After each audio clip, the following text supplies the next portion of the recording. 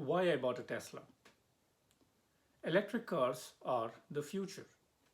And when I say the future, I don't mean 50 or 100 years into the future. I don't mean the kind of future that we see in a Star Wars or a Star Trek or a Rajnikant robot or Intern movie. When I say the future, I mean probably 5 or 10 years into the future, all cars will be electric. And this is not just some kind of fancy idea, it is a need of the hour because we cannot keep burning gasoline or we cannot keep burning petrol, diesel, coal, or all kinds of fossil fuels forever. Greenhouse gases contributing to climate change is a reality, and we have to take it head on by getting into renewable sources which produce clean electricity. And that is where electric cars fit in. There are several countries in the world which are adopting electric cars at a very fast pace. Countries like United States, China, Sweden, Norway, the Netherlands, a lot of countries in Europe, they have a massive speed of EV or electric vehicle adoption. Some countries like China, they are doing it because of huge government subsidies. Essentially, it's a government diktat. The government says that, okay, from this year onwards, we are going to focus on EVs, and the entire country just says, okay, we are making EVs. It's their model, and it works for them. On the other hand, there are other countries like United States, Norway, Sweden. They are doing it because of entrepreneurship and a slight help from the government too in terms of subsidies. But it does hurt me that my own home country, India, it it is not taking the lead in terms of EV and solar adoption. India is still seeing EVs as something that is nice to have. Maybe if we have all the resources, then we can get into this. But it hurts me that India is not taking the lead in EV adoption the way United States or China is. And this probably is the subject of another YouTube video. But one thing that I know is that even in a place like California, which is one of the most progressive states in the whole of United States, I live in California, and even here, when I tell people that I drive an electric car, I I'm faced by a whole bunch of strange and weird questions. And these questions range all the way from, oh, wow, isn't an electric car like a toy with batteries in it? Or how far can you go in that car? Like, aren't you tied to a 20-kilometer, 15-mile radius around your house? Or do you just spend 10 hours every day charging your car? All kinds of funny questions. And that is why I decided to make this video as to how easy it is or how practical it is to drive an electric vehicle, especially a Tesla. Reason number one, I care for the environment. And there are many people like me around the world who do the same thing. For example, I'm the kind of person who does not have an Amazon Prime account because I hate the amount of wastage and the amount of overhead in terms of packing, in terms of unnecessary shipping of goods just in order to get a 2-day delivery for a particular product. I'm the kind of person who would rather use a good quality bar soap than use a body wash, which is this big a bottle of water, which has been shipped from some factory 100 miles away. I'm the kind of person who's rather use a handkerchief instead of having paper towels or napkins all the time. I'm the kind of person who'll use a metallic water bottle and carry it everywhere instead of using plastic disposable bottles. I can go on and on of all the small tweaks that I do, but the fact is all these things are good for the environment. Similarly, electric cars are good for the environment. No matter what the source of the electricity is, be it solar, be it hydro, be it nuclear, even if the source of electricity is coal, it is still much, much cleaner than burning fossil fuels or burning gasoline, petrol, or diesel. You will read a lot of articles online which say that, yeah, if you're anyways burning coal or if you're anyways burning nuclear, energy in order to produce electricity, then your electric car is essentially not as clean or as conducive to the environment as you say it is. Or they will say that, oh, the amount of greenhouse gases that you produce in order to create one electric car is so much more than the amount of greenhouse gases that you produce to create a single gasoline car. Most of these articles are crap. They are literally bullshit. And if you just do a bit more of your research and trace the sources of those articles, or you trace the allegiance of the writers or those bloggers, you can clearly trace them to some big oil lobby or to some big auto lobby or probably to both of them. Electric cars are good for the environment. Reason number two, Teslas are the best cars out there, period. When I first decided to go for an electric vehicle, my first thought was, let me just go for something that is cheap and that has a small range of, say, 80 miles or 145 kilometers. With this car, I can commute easily to work because I live very close to my office.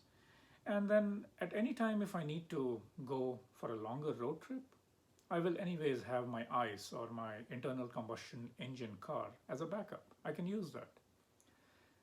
I started looking at the market, and the cars that were available for me were pretty much a Nissan Leaf, a Chevy Bolt, a Volkswagen Polo, and a Fiat 500 EV. I test drove a few of them, and I was sad.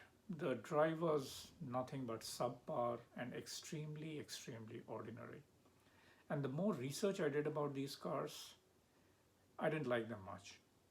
Their batteries degraded really fast. Say if the car promised a 80-mile range when you bought them, then maybe within 2 years you would be down to just a 50-mile range. And yeah, that was the quality of the battery. And the reliability issues for the car were also something that really worried me. Teslas, on the other hand, they have a battery that stays almost the same for the first 5 years. If you bought a brand new car with a 270-mile range, you will expect to get almost a 270-mile range at the end of first 5 years. And the performance of Teslas, it is just out of the world. My Tesla can do a 0 to 60 miles an hour or a 0 to 100 kilometers an hour in less than 4.5 seconds. That is the kind of performance that you expect out of Ferraris, Lamborghinis, Bugattis. And for those cars, you have to pay probably 10 times the cost of a Tesla. So Teslas are the best electric vehicles out there in the market right now. Reason number three, freedom. Most of the other cars that I talked to you about, the Volkswagen Polo, the Nissan Leaf, the Chevy Bolt, and the Fiat EV, they offer slow charging and a limited range. Mind those words because they are extremely important. Slow charging and limited range. So first of all, the range is extremely limited. They only give you up to say 100 miles of range. So you can only go 50 miles away from your house and then you have to turn. You have to turn around, otherwise you won't be able to reach your house back.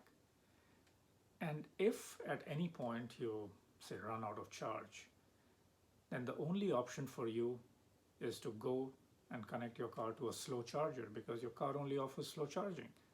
And it takes easily 6 to 8 hours to fully charge your car's battery.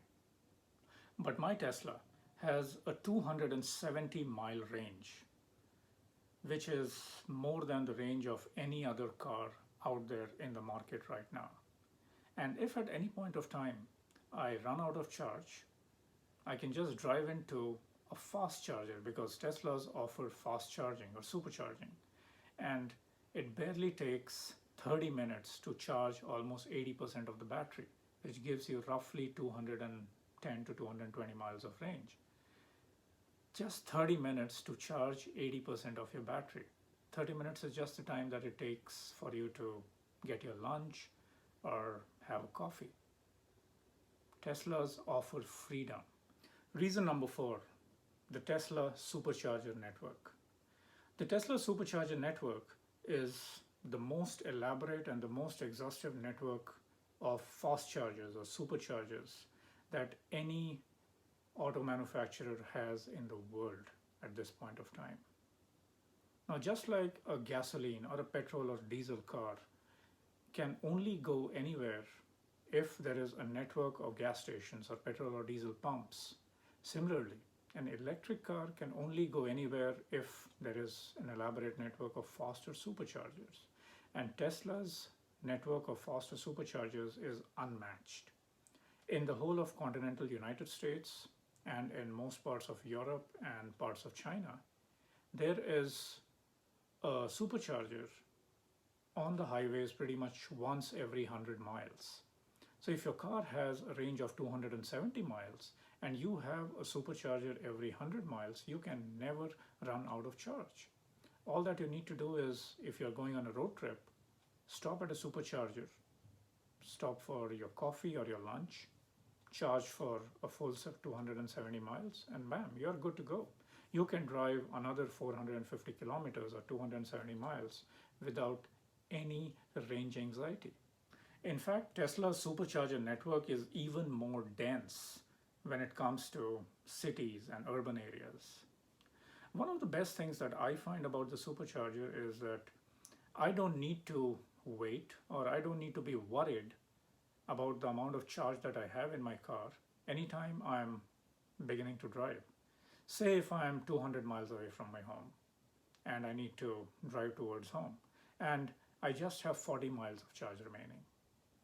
I don't need to be worried because I can just leave from my destination, from my source, and pull it into a supercharger, stop for say 10 minutes, get whatever is the required amount of charge that I need sufficiently to reach my house. And once I'm at my house, I can connect it to the slow charger and then charge it overnight and get a full charge at the end of the day. That's it. In fact, my sister took my car very recently on a very long road trip to San Diego. She drove almost 1,400 miles or roughly 2,200 kilometers on this trip, and she never had to worry a single bit about running out of charge. I hope you found the video useful and you found the information in the video useful. I had a lot of fun sharing my thoughts with you. If you like the video, please subscribe to my channel because I update or upload videos like this very frequently.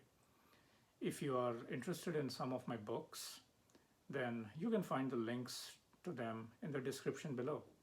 All the best. Aniket Singh.